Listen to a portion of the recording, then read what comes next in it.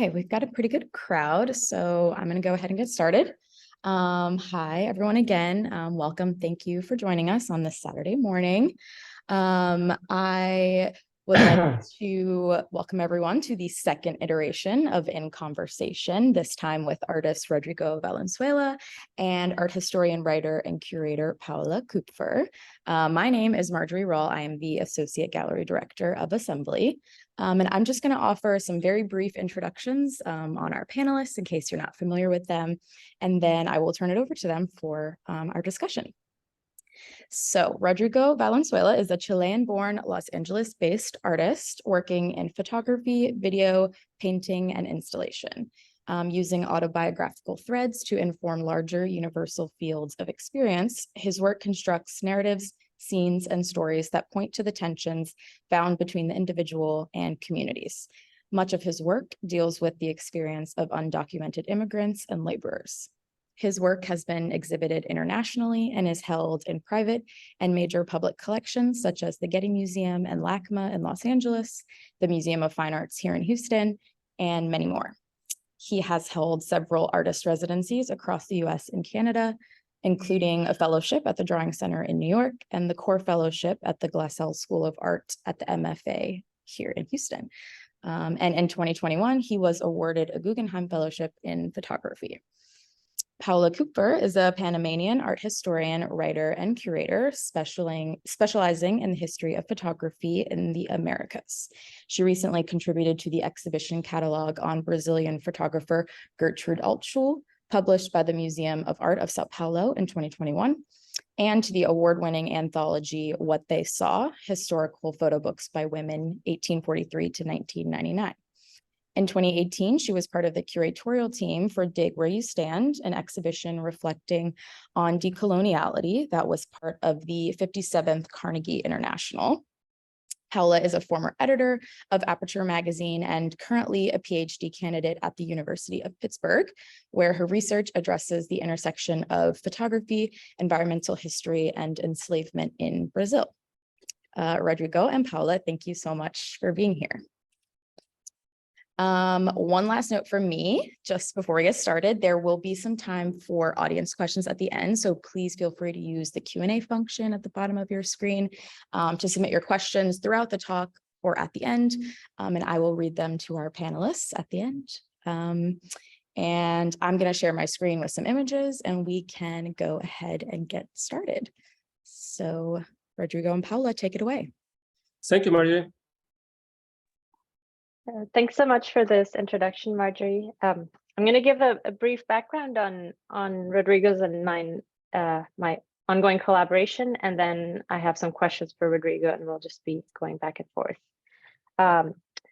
So Rodrigo and I started to work together in the early pandemic, we might call it now, in 2020. I was living in Pittsburgh at the time, and he was working on Afterwork, which is a series of photographs that we could call the precursor to the weapons works that are on view in Houston at the moment. And in Afterwork, I saw a lot of reverberations of the history of the steel industry in Pittsburgh, where I was living at the time. We discussed the photographs of W. Eugene Smith, who had made an extensive body of work in Pittsburgh in the 1950s. And we talked a lot about the aftermath of labor struggles that occurred in Pittsburgh, but also elsewhere in the Americas, and how we can think about both the past and the future of labor. And for the exhibition at Assembly, you'll see some install shots on the screen.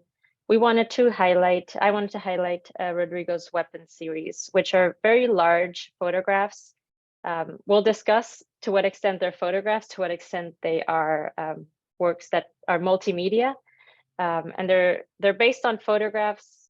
They're screen printed onto canvas, and some of them have mural-like proportion, which we will also address.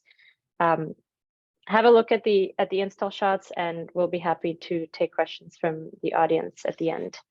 But to begin, because this is such a great entry point, both in terms of material and in terms of the ideas that inform your work, Rodrigo, could you walk us through your process? I know this is a question that comes up a lot, especially with these works because they are quite literally textured. So can you walk us through the making of these pieces and the decisions that you've made along the way? Yeah, like I do a lot of research for the projects, right? I think a lot about, I read a lot, I watch movies, I not necessarily sketch. So a big part of the project comes from making, right? So I originally, as you say, I was working on the Afterwork series, where I was thinking a lot about the documentation of factories and the documentation of like kind of trying to embody the spirit of this time. I mean, happened that this is like the third part of this like modernist series, and you're right by chance, because two things collide. One, that I'm interested in the history of like basically in the history of the working class all around the world. I mean, especially I live in USA, but growing up with my dad, I was a labor union guy, so I was very embedded into it, and it coincided, like the history of the flourish of like modernism in America. It coincided with this like moment in labor struggles, right, in the factories and steel mills. But as you say, the originally following the documentation of Eugene Smith or Luke Swan or like all these documentarians, modernist documentarians in some way, like, I mean, the thing that makes Eugene Smith so crazy about the project is the very impossibility of actually embodying that feeling, and so like I think for somebody like him spending years and years and years, and I think he won maybe 2 Guggenheims during the process of like doing the project, or like he shot over 11,000 images of trying to embody that thing, pursuing something that is so elusive as like documenting the struggle, the what is to be part of the working class in America. And he could spend 50 years there documenting it and still would not embody it. Could barely get some amazing images, but still not be happy with it because nothing. So making work, and I think that's why the abstraction of it, like thinking from my home and thinking from a box about these issues, is almost more effective to me as a performance exercise, right? As I think thinking as an exemplification of what I'm thinking, and letting the thinking be an ongoing thing. And I think showing up, and in some ways, like it feels I embody the rhythm of work, right? I show up to the same box every day, and I make different things, but eventually everything adds up to be the same. Like it is the same project. It's just every day take different shapes, but there is almost like this like Groundhog Day. What is it? Groundhog Day. Yeah, you know what I mean. Like which is like, it's something that so deeply embodied the working class, right? It's in the neighborhood where I grew up, it was mostly state workers and like people that the cops kid and my dad's a mailman and all these kind of state employees, right? So and that's kind of the dream in some way when you're like undereducated in some way, like just having one of those jobs that never ends, right? Being a mailman, being a fireman, being a police, being like having this relationship with work that you wanted, this never ending, this almost Sisyphean mentality of labor, right? So yeah, that is kind of like the spirit of it, but the textures have to do with like when you spend every day doing something, right, you develop a personal relationship with materiality, and at the same time, there is a social use that they're so attached, because you never just like not think about them when you are like actually embedded with them, right?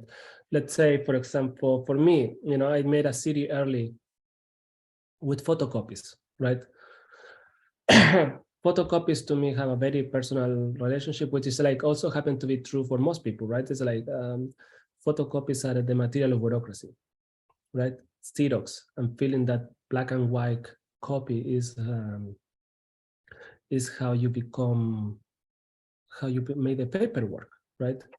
How you make how you become present in the country, how most people get oppressed by paperwork, by kind of like, you have to hire a lawyer to do your paperwork because there is an impossibility of understanding the system because the paperwork is so overwhelming, right? So you develop a relationship with the material itself, right? That happened to be a very photographic image, and something that has a lot of traditions under the kind of like image theory, right? It's like the reproductivity of the image is something that is interesting too, right? So that is an example, right? And in this case,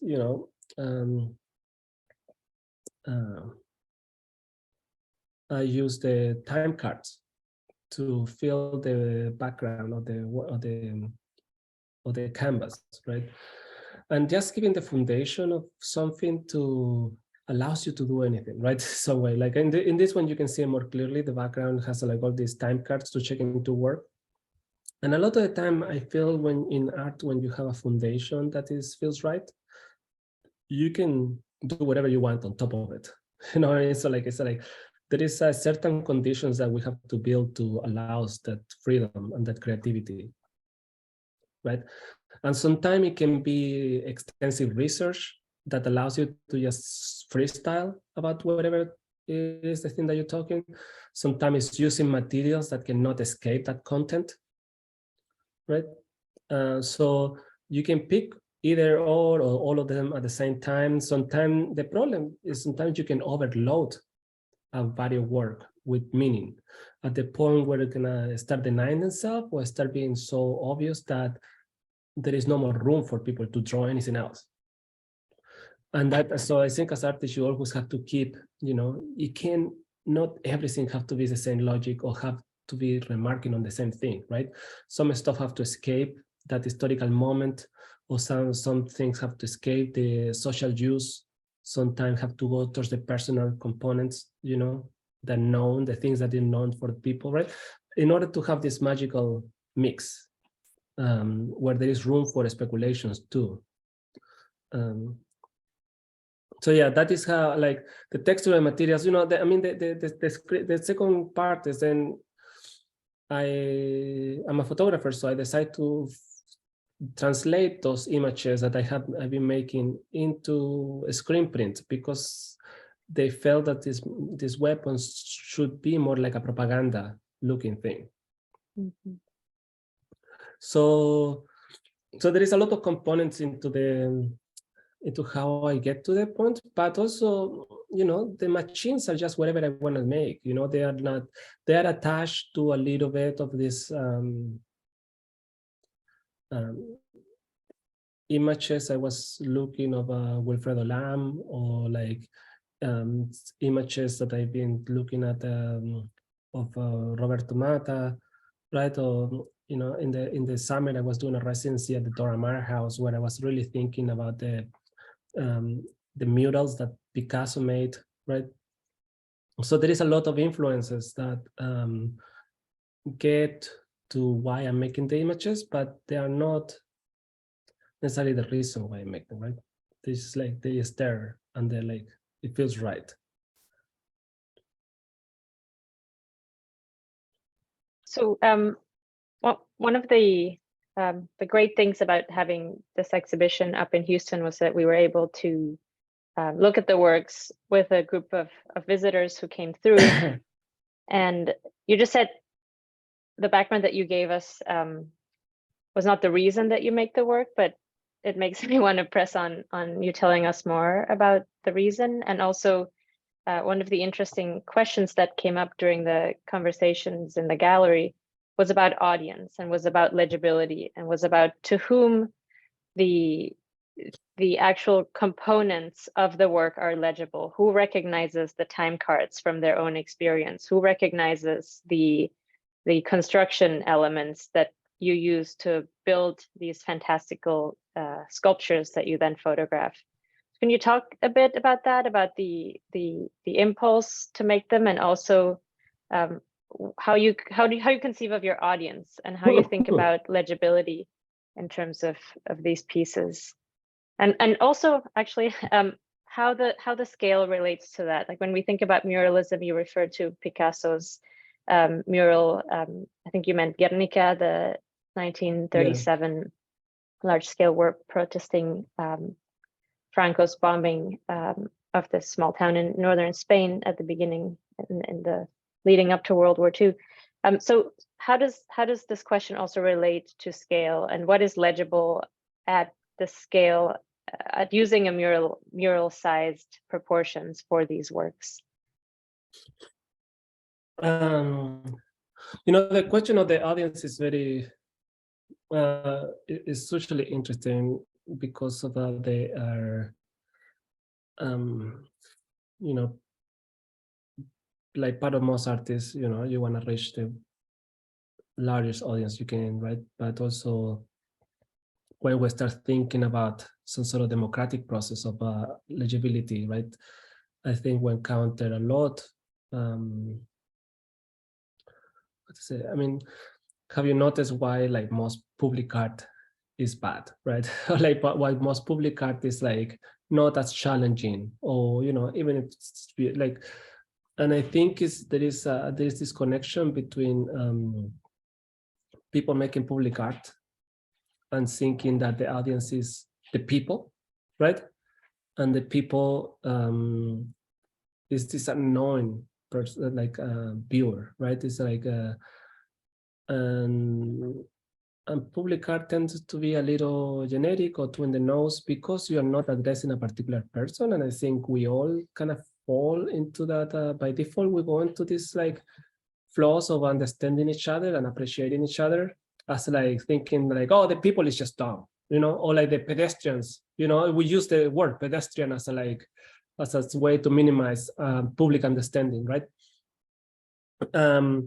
And I think that is a mistake, because you're like me, like everybody here that is interested in art and having deep conversations. We walk around the street and we would like to see something fucking cool or interesting or smart, right? So I think like and that's not to say, I mean, the artsy thing would be like, oh, I make it for me, right? But it's really making it for everybody that is like you is much more honest, right? It's like to me, like I think there is many people interested with similar level of education, with similar background and or similar sensibilities, right? So you have all this part of your life that are not the same, but they can find commonalities. So I think when I make work, I mean, first, because I never was kind of like a talented kid, right? And so I don't think of myself as an artsy person. I study art history, and I am a cinephile, and like I really love art, and I really love talking to art, and I love teaching art, because I learn from my students tremendously from like watching how these people come out with their creative solutions for whatever problem they have, right? So I think making art that can be understood for someone like me that just like stuff.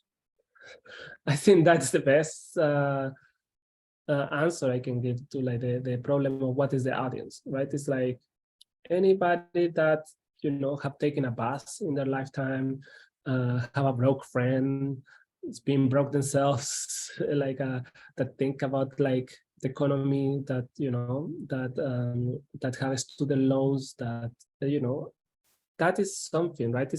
I mean, there's so much about this work that the stuff I have talking in my career is like how to find a thread of the class consciousness, right? Like like there is no doubt that like we all, because part of the American consciousness is like we all think that like our first job was shitty, right? Everybody has a job that was like shitty. Like so you can make work for like 10 years about that. Like this relationship that we think that there is some jobs that will build your identity or that will give you character, you know, that there is character forming jobs. So I think those components are all embedded in this economy and the class struggle that we have in America. So I think that is something that is the language of violence, but also craftiness. But you know, in some way, the tools, you know, for example, this tool, this weapon that is here, it almost doesn't have that much of a handle, right?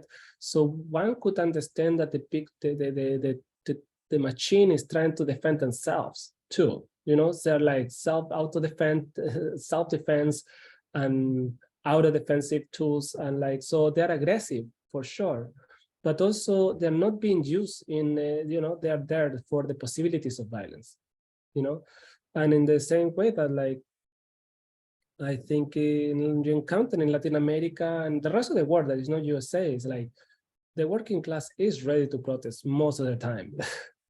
And I think it's like there is always this kind of level of unsatisfaction and like and wanting to improve life that for some reason doesn't happen in USA. I think there's a comfort and a deep belief in the economy, which is like a wonderful thing and the reason why I live here. But also like there is also a passivity about the role that you have in the economy that is like that is sometimes very frustrating. Well, one example that might go against what you described would be the student strike in the University of California system over the past 5 weeks. And so you teach photography at UCLA, and your work is about the history of unionization and labor struggle. So, and also informed perhaps by the fact that our general conception, although I think that's changed over the past few years, is that in the United States, the movement for unionization was something of the earlier 20th century. I think we're seeing a resurgence that's perhaps especially visible to us among museum workers, also among graduate students. So I actually want to ask you how it is to think about these works and about these very central ideas to your practice at a time where we're actually seeing a resurgence of a struggle for unionization, strikes, demonstrating for fair work contracts in the US, right? Not in Latin America, even though there's always something happening like when you're through. No, I mean, this is healthy, I think. I mean, I'm totally in support of the grad students and the students at UCLA to protest. I wish it could happen more, you know? I wish the grad students would all protest for better student loans, interest rates, right? It's like little things that affect them in their life for the rest of their life, right? The thing that they're fighting now is very interesting because it's almost like for the future, right? I mean, the people that are protesting right now, the TAs, will see maybe one quarter or one semester of their arguments have any like benefits for themselves, but we really are fighting for the next generation of students, right? And for what it feels fair in general. So I think it's a very, very good thing what they're doing. I wish they could feel more empowered to fight for this system that is deeply abusive. And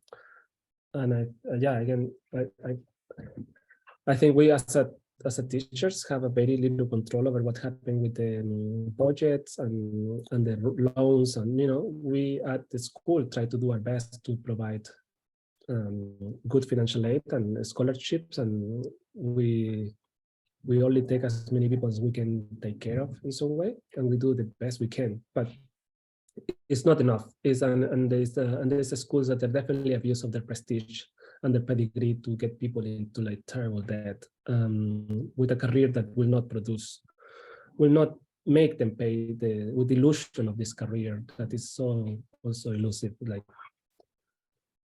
so I highly admire what they're doing, and I think I support them completely.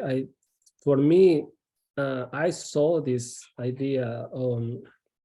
I've been making work about labor unions since like 2014 and 15, and I started making it because I thought that there was not enough in USA, right? And then during the pandemic, is the thing I thought that would be the biggest problem. I started making this work immediately because of, I mean, I started in 2019. By then, I finished. I showed first in 2020 the afterworks, and really thinking about that the pandemic could be terrible, staying home, right? But I thought that this could create the perfect conditions for corporations to disassociating people. Divide and conquer is very, very important for capitalism to work, right? So I think people staying home and still having a job could create the conditions for people not have these relationships, like and actually these bubbles that we complain so much to like get bigger and bigger, right? I mean, you stay in the same neighborhood with people with the same income, you keep talking to the same people with the same education, right? And while all the other rights from the poor and get chipping away, and the rich people get richer, and it's like it is very, very interesting. Like the way that art approach a lot of these problems is problematic too. Like, right? It's like I wrote this piece for this magazine about Leonard Nadal's, and I always thought that like during the pandemic or the way to document things, right? How we address power when we're documenting things. How will I really point at the thing that is fucking the system, right? And a lot of the time, strategies like the pharmaceutical administration fail because, I mean, they don't fail. They're super successful as a propaganda, right? I think, and when artists try to document the struggle of like homelessness in LA, or like, unemployment, or, it's important as a news, right? But I feel like maybe documenting what rich people are doing with the bailouts and what rich people are doing with, like, it's like that really could stir like a riot, right? I think like in some way as a good art probably stir, like instigating a riot is more successful than like giving this compassion for like poor, because like you broke too, right? It's like we know people. If you are like alive, the struggles, right? But like I think work could be very successful. At least not everybody, but at least we need a couple of people to like be trying to like punching up, So yeah, I think there is a lot of layers into like what takes to make work about labor unions, and how we can document power and struggles, and like how we make this. I mean, I'm not advocating for violence, but it's like one of the possibilities, and I want to make work about the tools that the workers could have to fight. So it's very simple, but it's one of the possibilities. It's not the definitive option. So you're referencing FSA photography. So this is an important historical precedent of photography documenting poverty in the United States. There's many others, but I was curious to hear you talk about using photography specifically, because as you point out, it's a medium because through its documentary potential that has been used a lot for advocacy campaigns and activisms, especially in relation to histories of labor. You take a completely different approach, but you're still using photography. And so there's, for me, a tension between your ongoing engagement with the medium of photography, but also using it in a way that's quite different from what we could call the documentary tradition. Can you tell us a bit more about how you engage with photography and also your choice to not include human figures in a lot of your photographs? Yeah, I think, I mean, the body is complicated because, I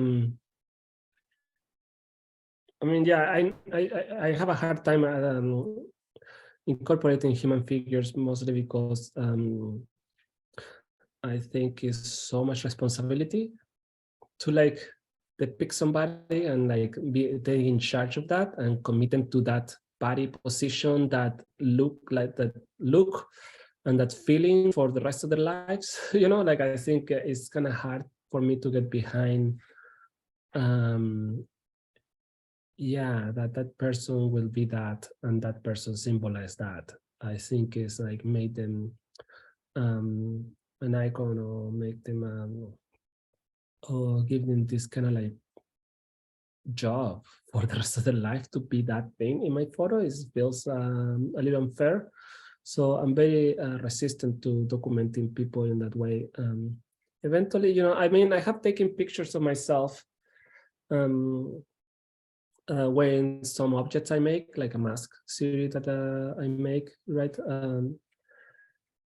That, you know, that's another case. You know, the mask, for example, is like I made them like in 2016, thinking that would be a lot of protests when Trump got elected in a more violent way.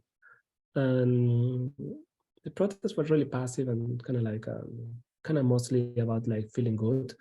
And they were not trying to spur radical changes. And so I felt that, you know, suddenly during the pandemic and Black Lives Matters, like those masks got a lot more attention, and some other institutions came and bought a bunch of them, and like, you know, but it feels like, yeah, I make a lot of work about like kind of what I wish could happen, and a lot of the time end up happening because it's just like it's a matter of time. It's like some of the systems are too fucking abusive, you know.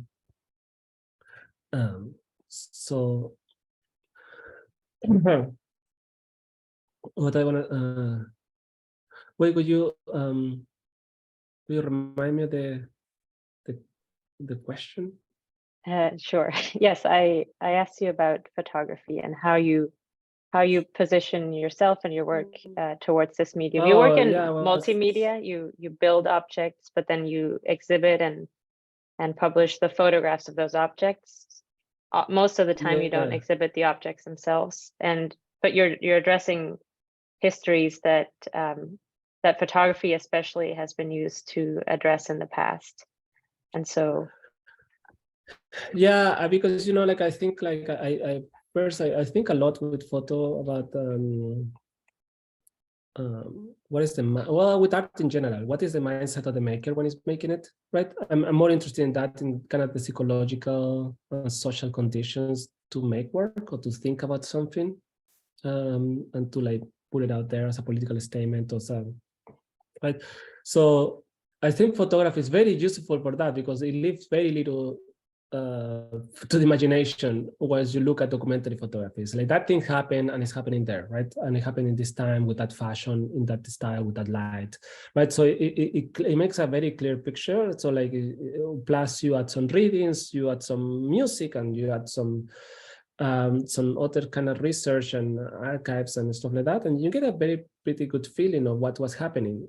And that allows you to like have a very solid foundation to how to make work, to how to move from there, right?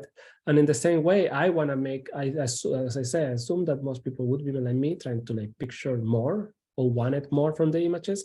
So when I make work, I use photo to allow them to think about that, to like be attached to something that is very precise, and to thinking about the what is the future of this image, what is the past of this image, what are those components means, how all these things enter in dialogue, right? So for example, in this case, the image that, you know, Marjorie has there, right? It's like, it's a creature that doesn't have any roots, you know, doesn't have any attachment to reality, right? But then the mark making is real. The strikes, the signs, the stamps, all the other things are real. So right, so like you enter in dialogue with like, what do you know and what would you like to know? And I think you creating that friction. I think photography is very good at creating that friction. In other kind of photos, we usually enter the friction of reality, right, and truthfulness, and other things that like you don't have to deal with that in me because none of them is true, right? I mean, in the way that we consider truth as like a slice of the outside world, right? For me, I'm pursuing more like a mental truth, right? Like a conceptual truth. Like I'm just searching for this, like that actually happened and that thought actually was there, right? A lot of the time we are happily misguided in photography, mostly documentary photography. And yeah. You said this, the object, this sculpture, creature, weapon that we see on the image on screen right now, that it isn't real. But I would argue that you're using photography actually to point out that it did exist at a point. You didn't paint it, right? Yeah. So there is a documentary dimension to what you're doing with photography that is about attesting. It might not exist anymore, but that we can say that about almost anything that has been photographed. That was Roland Barthes' point, for instance, in Camera Lucida about. And so this object did exist. It's the result of a creative process, literally of creation. And the camera documents that it existed in this box, on the stage. So in a way, you are engaging with a documentary dimension of the medium. Yeah, you're right. I mean, it is like, and what I mean, I was using it very loose in the way that like we consider reality, the things that happen outside the house, right? As which is very highly arbitrary, and in a way that we don't consider in some way a documentary photography,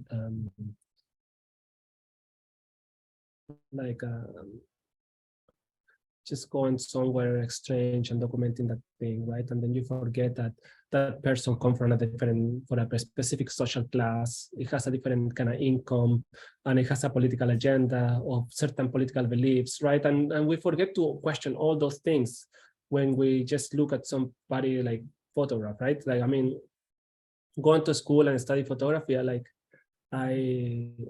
it's super complicated because I have these beliefs about reality and like what it means to document something. To me, documenting, you are correct, it's like these things are more real to me because they are a function of my brain and my thoughts, right? And I can get behind what I was thinking at that moment. It's purely what the artist meant, right?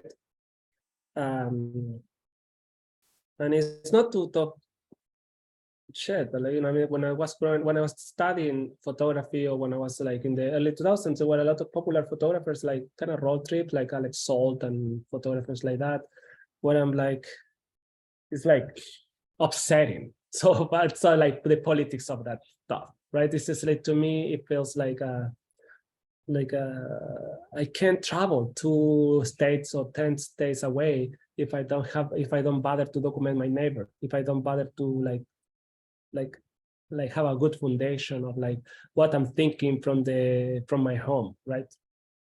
So what is happening in my brain? If I'm not honest with the thoughts that happen in my brain, I'm not gonna find honesty somewhere else. Not just because some person in Omaha looks different than me, it makes them a good art, like it's just to me it feels like so arbitrary and yeah, there's an honesty about like taking my time and building the things and documenting and spending time with the work and getting behind that thought. That is a slowness that I think I want to embrace with photography, right? It's like, which is like the slowness is closer to reality than like actually the immediacy of photography and the decisive moment and all these things that we usually associate with being truthful, right?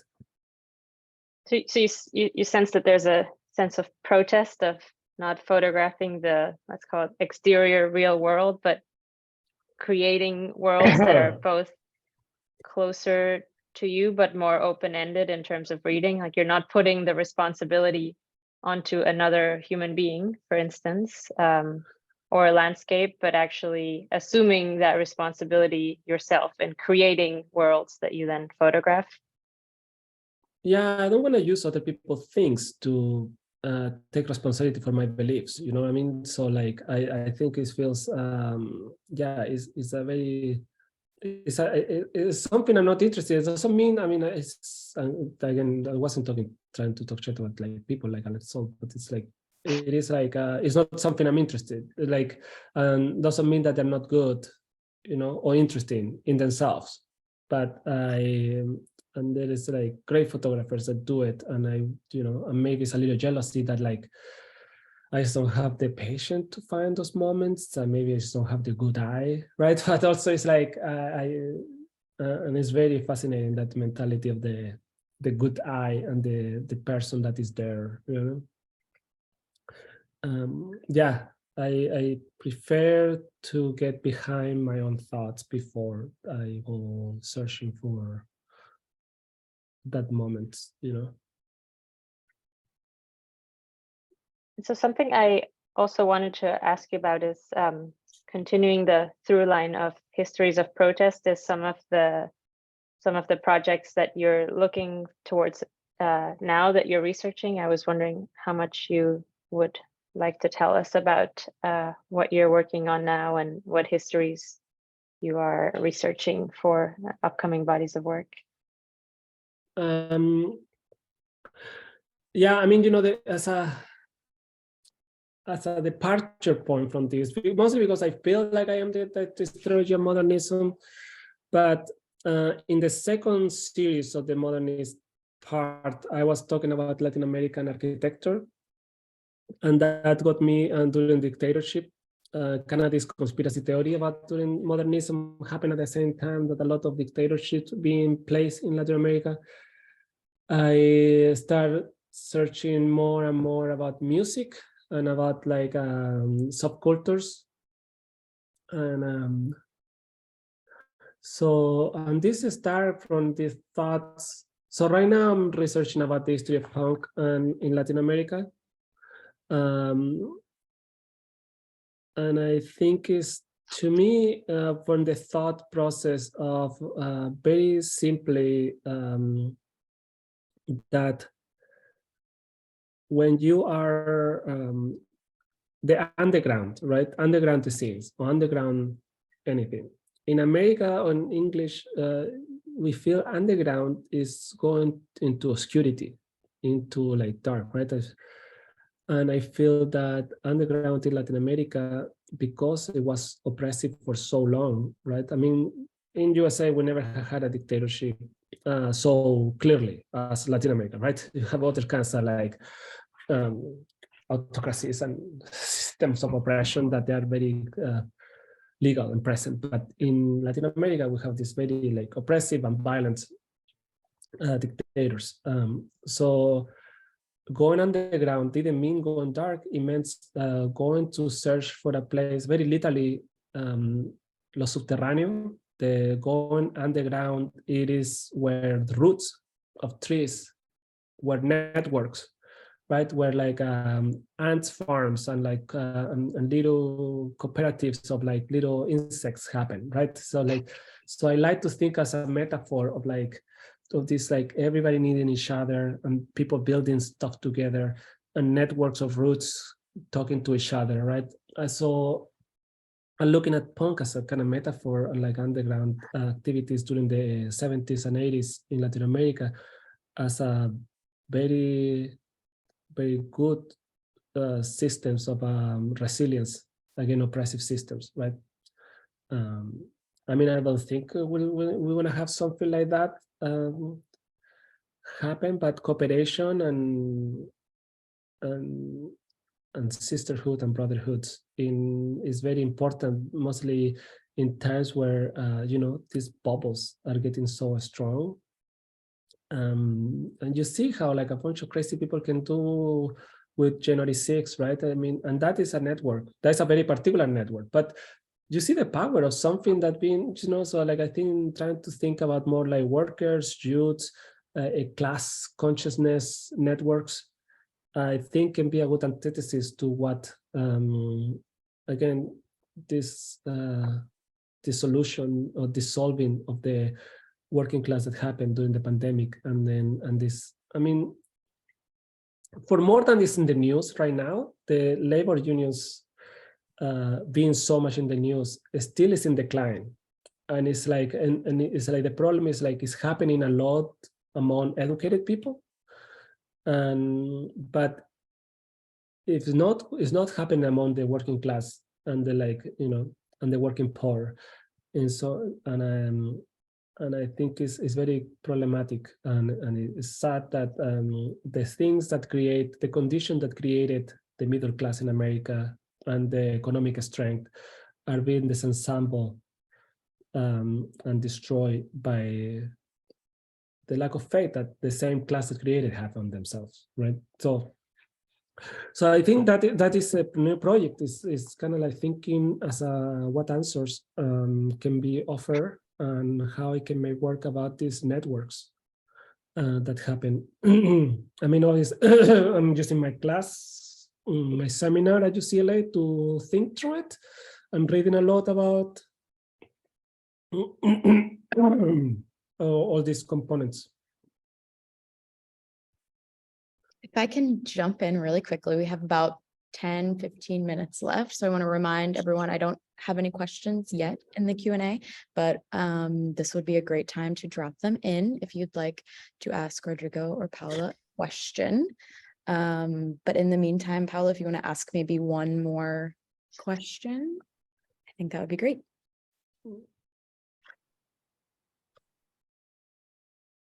I had a bunch of questions prepared, but I'm really curious to ask in the research so far on history of punk and underground networks, what kind of imagery are you finding?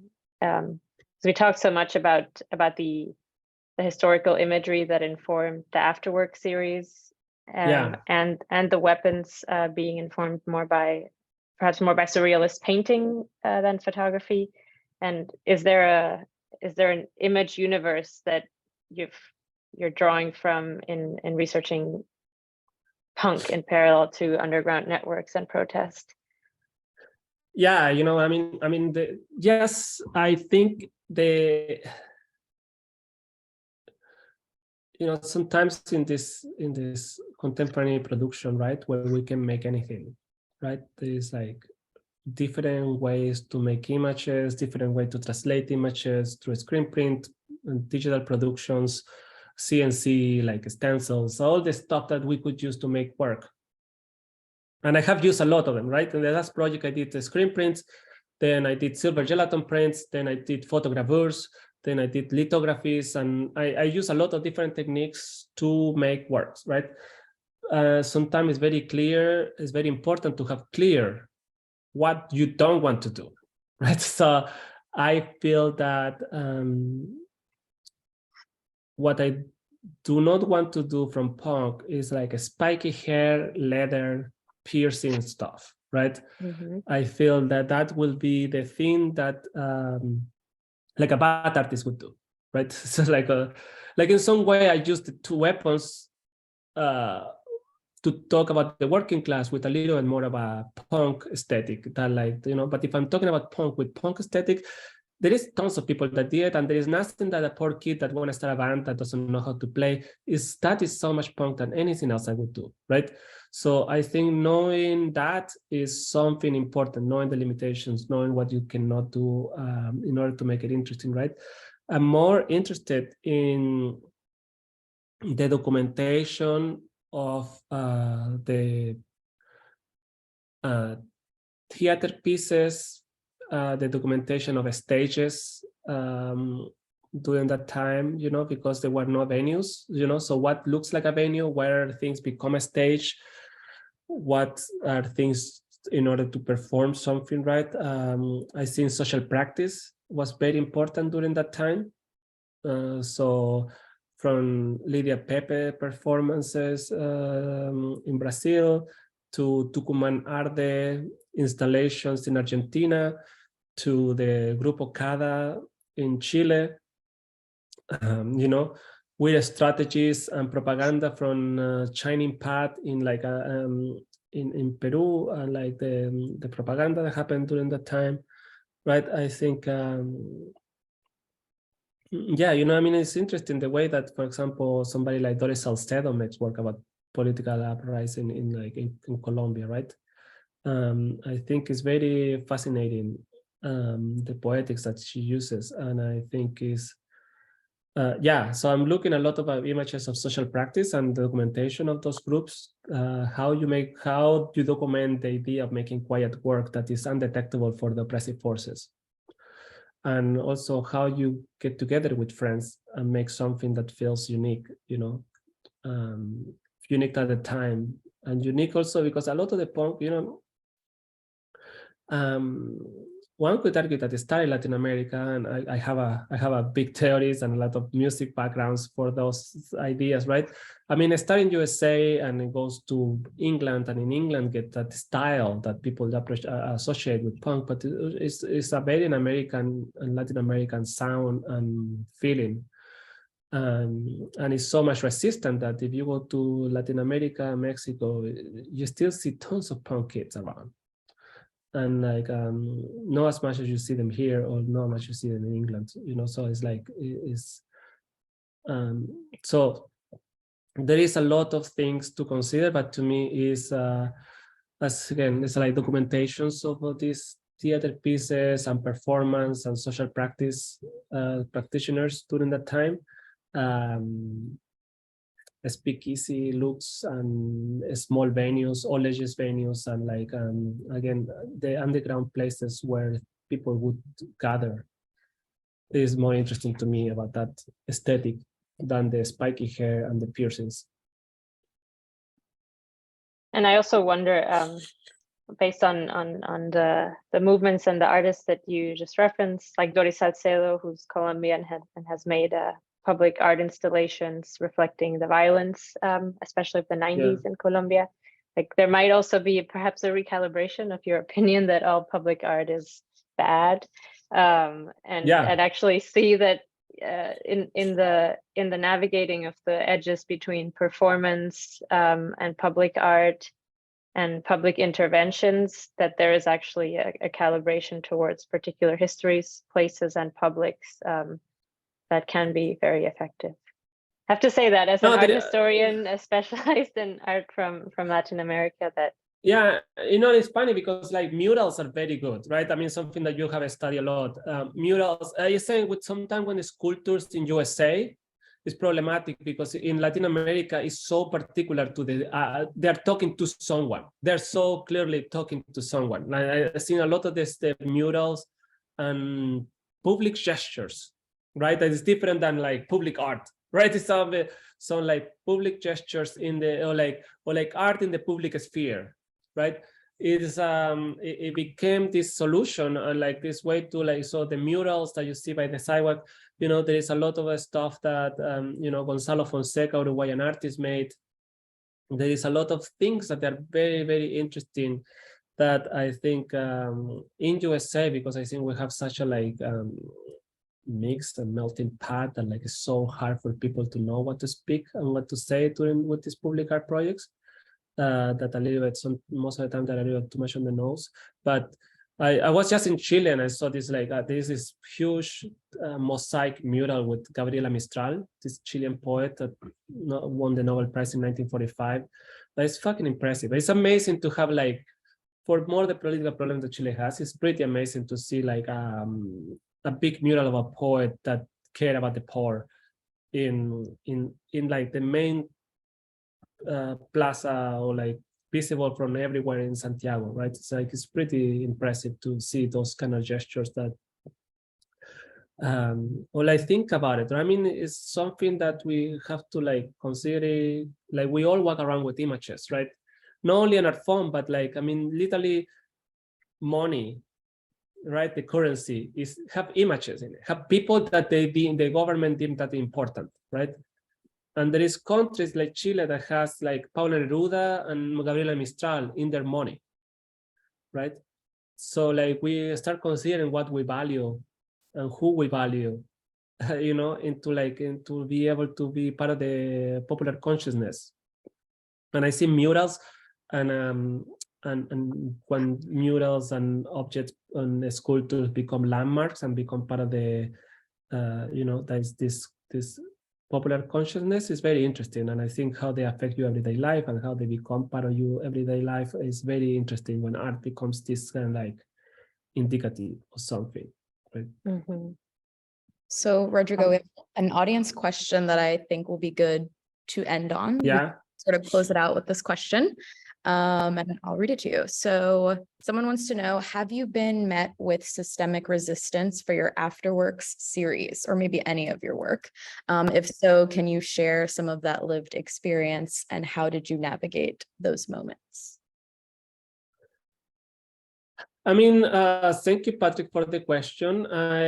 When I think as systemic resistance, so depend whom and when, right? I mean, as I was saying, in my personal life, when I have made work, for example, looking at landscapes and making landscape with photocopies, that is direct relationship to my job, right? I mean, as a, well, or like the things I experienced as an immigrant and thinking about Western expansion as a part of the consciousness of the immigration, right? As a like a manifest destiny and all these things that go together with this landscape that doesn't really exist, right? So I made these amalgamations of spaces that I would like to have lived or places I have been, and then make them as a photocopy, right? So you are entering this place that doesn't exist, but is made out of photocopies, out of material bureaucracy, right? Because that is kind of the feeling that you have as an immigrant.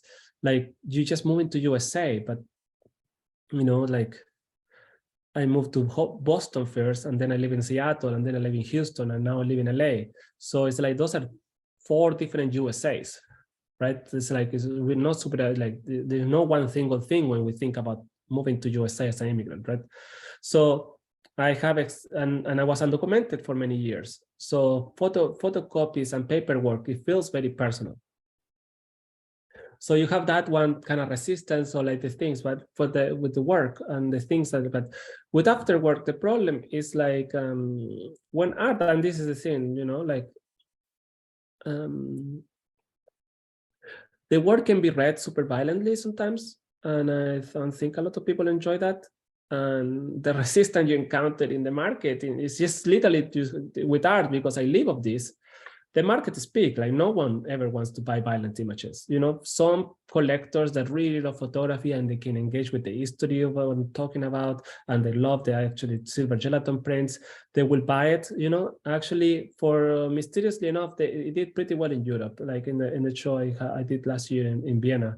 But in USA, it's like, I think like the first one that I saw, it was to another artist, somebody that really like art and that have done well in their career, right? So it's like, that is my audience some way for it works sometimes. And the resistance is that like, I get a little bit oppressed because it's interesting to talk about it. But the main resistance is that like, is not a friendly subject matter. So people rather not acquire it or not to think from a distance, because living with this pain at home is too much. Mostly the people that can buy art is usually the people that probably are, you know, creating the problems in the beginning.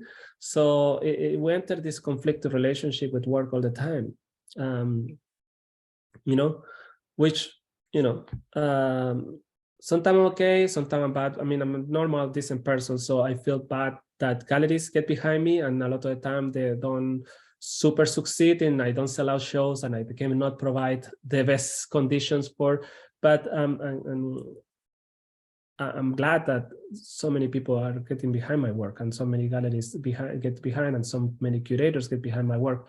But it is, yeah, I think the biggest resistance, Patrick, I encounter is that it is the commercial aspect. Truly, is that like writers want to write about it because also there's very little stake for them to, you know, I think most people would agree on the subject matters, but we are producing work for a very specific class, that is the collector class, the kind of people that have like $10,000 to spare in an image. So, and that is a very specific resistance that hurts sometimes, mostly because, you know, the selling work doesn't mean that work is successful, but I need to sell to make more work and to keep my career going, right? And to give the trust that the gallery will give me another show and have my voice heard for other people, right? So it's a very conflicted relationship, but that is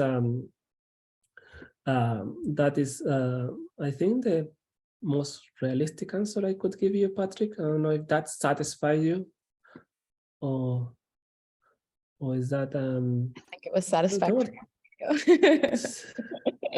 I think it's a great note to end on as well. So everyone can go and enjoy their Saturdays. Thank you guys, Rodrigo and Paula, so much for your time, for your thoughtfulness, and for a really engaging discussion. I would just like to leave a few final notes for everyone. The first one being that this conversation was recorded. So if you'd like to revisit it, it will be on our website fairly soon, assembly.art, which is also where you can get in touch with us or keep up with our exhibitions, events, and conversations like this one. Creatures of the Grind, Rodrigo's exhibition, will be on view here in Houston for a few more weeks through January 6th. And our next exhibition will feature another Los Angeles-based artist named David L. Hucke, and that is opening January 13th. So if you're in Houston, we would love to have you at the opening. And I think that's all. Thank you so much again, everyone, for being here today. And Rodrigo and Paula, thank you so much. Thank you very much, Marie. Thank you very much, Shane, for coming and having us. Yeah. And Paula, I really appreciate your questions. Thank you. Bye-bye. Ciao.